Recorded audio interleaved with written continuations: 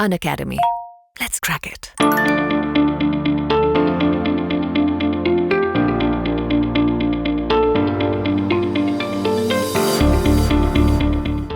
Hi everyone, this is me, your educator Harshita Khurana. Once again, welcoming you on India's number one platform for IIT Jam, that is Unacademy IIT Jam. So आज हमारे साथ हैं अंकित, जिन्होंने all India rank 2 score किया है इन IIT Jam 2022. So आज का पूरा सेशन डेडिकेटेड है अंकित को कॉन्ग्रेचुलेट करने में और उनसे जानने में कि how has he been able to achieve this feat. So सबसे पहले हम लोग कॉन्ग्रेचुलेट करेंगे. So congratulations on your splendid performance Ankit. All India rank 2 is not a small thing, छोटी बात नहीं है, बहुत बड़ी बात है. And many many congratulations from me and team Unacademy. कैसा लग रहा है आपको? Thank you ma'am. बहुत ही अच्छा लग रहा है रैंक आने के बाद, क्योंकि इतना प्रिपेयर करने के बाद तो रैंक अच्छा ही लगता है।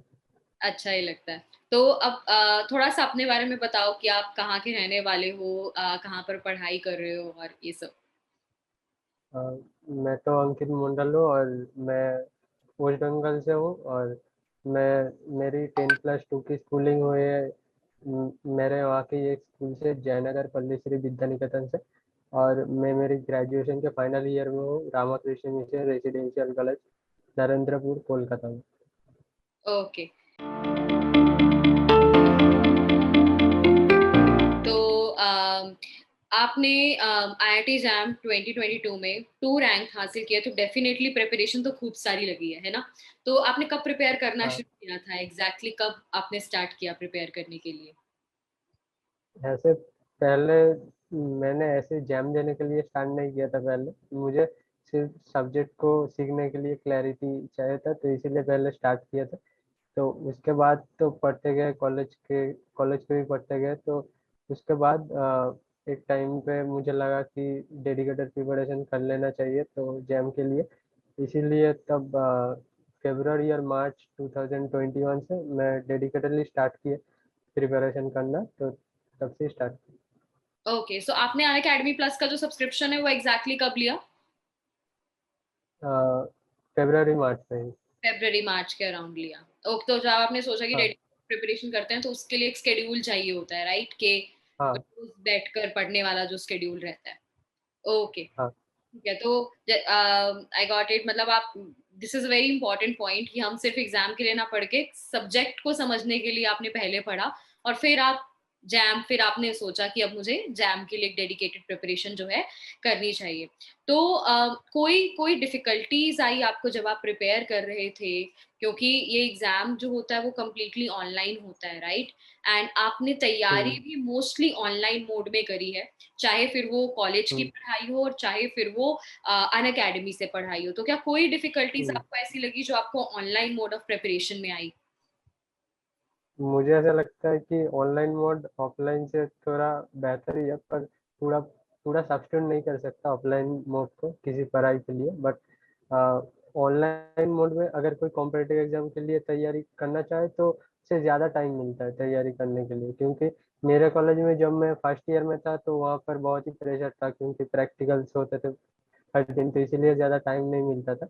बट जब लॉकडाउन स्टार्ट हुआ तो घर में आया, तो तब बहुत ही टाइम होता था, क्योंकि क्लासेस भी कॉलेज के बहुत कम होते हैं। हम्म. और एग्ज़ाम के बारे में अगर बताया जाए तो ऑनलाइन मोड में ज़्यादा डिफिकल्टी मुझे नहीं हुआ जैम देने के टाइम पे, क्योंकि उससे पहले मेरा TFR और गेट का एग्ज़ाम हो गया था, तो जैम से पहले ऑनलाइन मोड में ही, तो इसीलिए ज़्यादा डिफिकल्टी नहीं हुई। तो आप ऑलरेडी TIFR और गेट का एग्जाम दे चुके थे, तो आपको पता था कि ऑनलाइन मोड में कंफर्टेबल थे आप ऑनलाइन मोड में जब एग्जाम? हाँ, ओके. ओके. हाँ, तो जैसे कि यू टोल्ड कि आप प्लस लर्नर थे, तो आपने हमारे साथ अन अकेडमी प्लस पे प्रिपेयर किया था जैम के लिए. आपने डेफिनेटली आपने अपनी सेल्फ स्टडी की और साथ में अन अकेडमी प्लस से जो आपने यहाँ पे प्रिपेयर किया. तो मैं आपसे पूछना चाहूंगी कि अगर आप अपने जूनियर्स को कहेंगे तो अन अकेडमी प्लस पे प्रिपरेशन करने का जो बेस्ट वे, मतलब what is the best way to use plus, आपके अकॉर्डिंगली वो क्या है? मुझे मुझे ऐसा बोलना चाहिए कि जो जो जूनियर जैम के लिए प्रिपेयर करना चाहते हैं, उनको पहले अनअकैडमी इंस्टॉल करने के बाद उन्हें पहले स्पेशल क्लास अटेंड कर लेना चाहिए। तो स्पेशल क्लास अटेंड करके आप समझ सकते हो कौन से एडुकेटर से आपको पढ़ना है, क्योंकि बहुत सारे एडुकेटर होते हैं, आप सब एडुकेटर से नहीं पढ़ सकते एट अ टाइम, तो आपको कुछ एडुकेटर चूज कर लेना होगा। तो उनके लिए आपको क्लास का देखना होगा आपके लिए कौन से टीचर कंफर्टेबल है। तो ऐसे आप चूज कर लेने के बाद तब आप क्लास ज्वाइन कीजिए और उन्हीं एडुकेटर के कोर्स इंडिविजुअल देखना स्टार्ट करना होगा। तो और एक दिन में ज़्यादा क्लास अटेंड करने की ज़्यादा ज़रूरत नहीं है, एक और दो क्लास सफिशिएंट है हर दिन अगर कोई पढ़ाई करना चाहता है तो। डेफिनेटली। और बाकी सब टाइम अपना जो है वो सेल्फ स्टडी पे दें, राइट? हाँ, अटेंड करने हर के। दिन ही नोट्स प्रिपेयर कर लेना चाहिए और हर दिन ही रिवीजन देते रहना चाहिए जो भी हुआ।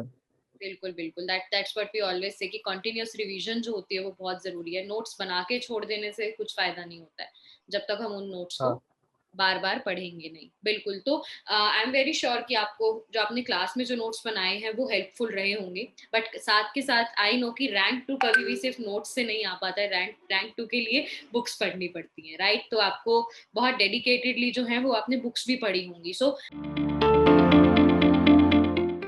कोई स्पेसिफिक बुक्स ये आप सर। यहाँ पे बताना चाहेंगे जिसने आपको हेल्प किया to get this awesome rank in the examination? तो कुछ कोई स्पेसिफिक बुक्स जो आप बताना चाहेंगे अपने जूनियर्स को कि वो रेफर करें एग्जाम के लिए, जो उनको पढ़नी ही चाहिए? हाँ, तो अब मैंने बहुत पहले से स्टार्ट किया था तो प्रिपरेशन, तो बुक पढ़ने का बहुत ही टाइम था, तो इसीलिए बहुत ही टाइम मिला बुक पढ़ने का। तो बहुत सारे बुक मैंने पढ़ा। तो फिजिकल केमिस्ट्री के लिए मैं अगर बताऊं तो कुछ स्पेसिफिक चैप्टर के लिए अगर थार्मोडायनेमिक्स और गैसीय स्टेट ऐसे कुछ चैप्टर पढ़ना है तो आप लिवाइन बुक पढ़ सकते हैं। और पहले कुछ कॉन्सेप्ट समझने के लिए सिंपल लैंग्वेज में लिखा हो ऐसा बुक पढ़ना चाहिए, लाइक खेल कपूर, पूरी शर्मा बटालियन, ऐसे बुक आप पढ़ सकते हैं। तो उन उन बुक को पढ़ने के बाद आप थार्मोडायनेमिक्स और गैसीय स्टेट ऐसे चैप्टर को पढ़ने के लिए लिवाइन बुक पढ़ सकते हैं जो मैंने पढ़ा था। उन उस बुक से कॉन्सेप्ट क्लैरिटी थोड़ा ज़्यादा होता है। और अगर ऑर्गेनिक बुक के बारे में बताया जाए तो क्लेडन तो पढ़ना ही होगा, क्योंकि क्लेडन पढ़ने के टाइम पे आपको नहीं लगेगा कि आपको लगेगा कोई टीचर पढ़ा रहा है आपको, तो ऐसे टाइप का लिखा होता है। तो क्लेडन बहुत ही हेल्पफुल बुक है। और कुछ चैप्टर के लिए मैंने मेरे कॉलेज में कुछ कैरुथस बुक रेफर किया थे रिवीजन के लिए, कुछ स्पेसिफिक एग्जाम्पल के लिए। तो वो भी अगर आपको टाइम मिले तो देख देख लेना चाहिए। और इनऑर्गेनिक के लिए मैं बताऊंगा ज़्यादा बुक पढ़ने की जरूरत नहीं है, बट कुछ मेन चैप्टर जो जैम में बहुत वेटेज रखते हैं लाइक कोऑर्डिनेशन और ऑर्गेनोमेटरी, ऐसे चैप्टर के लिए बुक रीडिंग करना जरूरी है। लाइक अजय कुमार सर का एक बुक आता है और बीडी गुप्ता का एक बुक आता है, तो वो बुक पढ़ लेना चाहिए। Definitely definitely. So I think जो अभी आपके जूनियर्स ये सेशन देख रहे होंगे उनको एक अच्छी लिस्ट ऑफ बुक्स मिल गई है जो वो फॉलो कर सकते हैं एग्जाम के लिए। और जैसे कि वी ऑलवेज से कि ऑर्गेनिक के लिए स्पेशली अभी अंकित ने भी बताया, हम लोग हमेशा प्लेटफॉर्म पे बोलते हैं कि क्लेडन जरूर पढ़ना चाहिए, बिकॉज वो आपका कंसेप्ट के साथ साथ एक इंटरेस्ट भी क्रिएट करती है ऑर्गेनिक केमिस्ट्री में, जो कि बहुत जरूरी है अगर आपको इस तरह की आपको रैंक अचीव करनी है। प्लस आगे मास्टर्स में जब आप एमएससी अब आप करने जाएंगे तो आप खुद रियलाइज करेंगे कि ये बुक रीडिंग जो है आपको वहां पे भी कितना ज्यादा बेनिफिट जो है वो देने वाली है। इतनी अच्छी रैंक आपने अचीव कर, तो आप जैसे अनअकैडमी प्लस में हमारे बहुत सारे, आपने स्पेशल क्लासेस की बात करी है ना, कि पहले जब आप सब्सक्राइब करने से भी पहले जब आप इंस्टॉल करते हो आपको पहले ये देख लो कि आपको किन एडुकेटर्स की क्लासेस से स्पेसिफिकली पढ़ना है, और फिर उनकी क्लासेस को आप टॉपिक बाय टॉपिक जो है उनको अटेंड करो, राइट? तो अदर देन दैट आपको क्या लगता है कि जो हाँ आपकी रिविजन हम लोग कोर्सेज करते हैं, जो डिटेल्ड कोर्सेज हम करते हैं, और टाइम टू टाइम जो यूट्यूब सेशंस करते हैं जिसमें इंफॉर्मेशन रहती है चीजों को लेके, did you find all these things that are provided on the platform helpful? मतलब आपको ऐसे लगा कि आपकी सक्सेस में इन सब चीजों ने, जो छोटी छोटी चीजें हैं, इन चीजों ने कंट्रीब्यूट किया?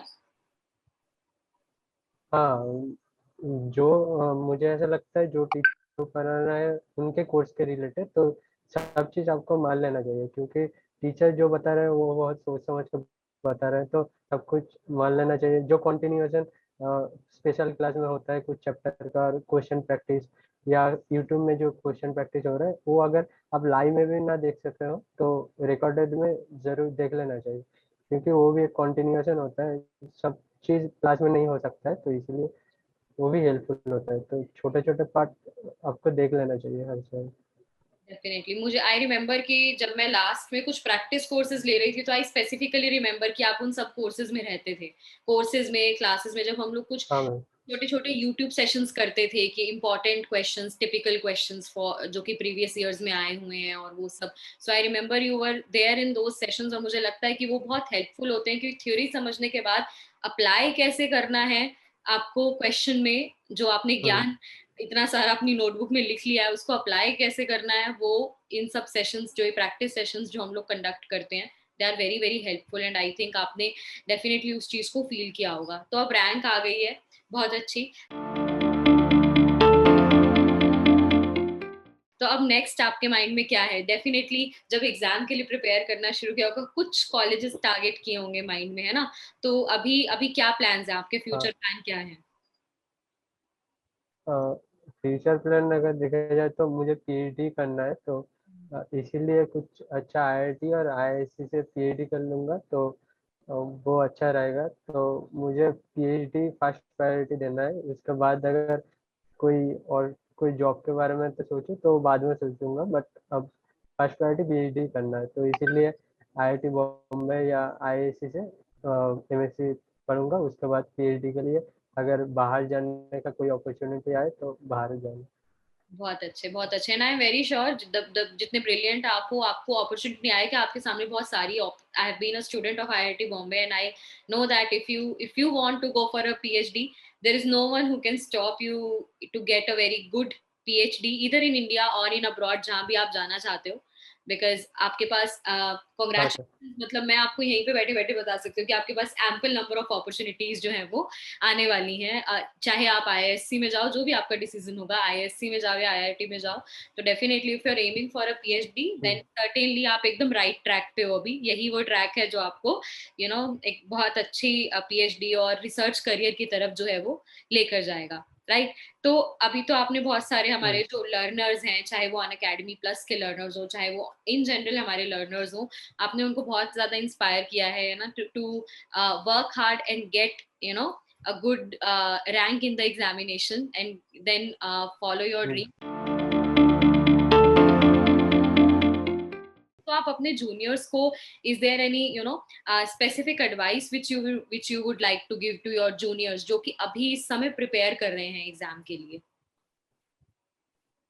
जो जूनियर मेरे प्रिपेयर करना स्टार्ट कर दिया जैम के लिए, मैं बताना चाहूँगा कि अब बहुत ही टाइम है, 11 मंथ की लाइक टाइम है अब। तो आप अगर यहाँ से डेडिकेटेडली पढ़ना स्टार्ट करेंगे तो जैम में टॉप 10 रैंक आ ही जाएगा, क्योंकि जैम में अब कॉन्सेप्चुअल ज़्यादा पूछने लग गया है। तो अगर आप कॉन्सेप्ट थोड़े ज़्यादा पहले से पढ़ना स्टार्ट करेंगे तो आपका रैंक आ जाएगा, डेफिनेटली आ जाएगा। बट पहले क्या होता था, थोड़ा न्यूमेरिकल बेस्ड क्वेश्चंस आते थे, तो वहाँ पर थोड़े लेट से स्टार्ट करें 6 मंथ 7 मंथ पहले, तो उससे भी निकल जाता था एग्जाम का एग्जाम। बट 2021 में भी और 2022 में भी थोड़े क्वेश्चन कॉन्सेप्चुअल थे, तो कॉन्सेप्चुअल क्लैरिटी के लिए थोड़े पहले दिन से पढ़ाई करना स्टार्ट करना होगा। तो ओके, तो जैसे कि बिल्कुल बिल्कुल सही बात पॉइंट आउट करी है। जैम का जो लेवल है वो बहुत ज्यादा कॉन्सेप्ट्स पे बॉयल डाउन हो चुका है।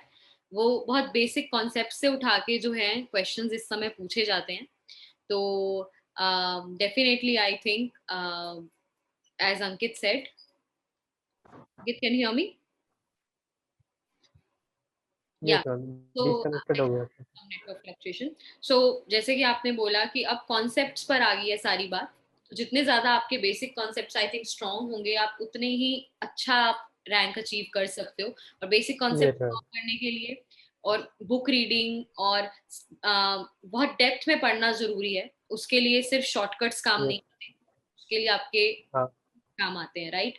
तो हाँ। डेफिनेटली जैसे कि अंकित ने बोला, मैं खुद यहाँ पे सब स्टूडेंट्स को सजेस्ट करना चाहूंगी कि कभी भी ये मत सोचना कि आखिरी में जाके तुम्हें कोई क्रैश कोर्स मिल जाएगा और तुम एग्जाम क्रैक कर लोगे। ऐसा नहीं होता है।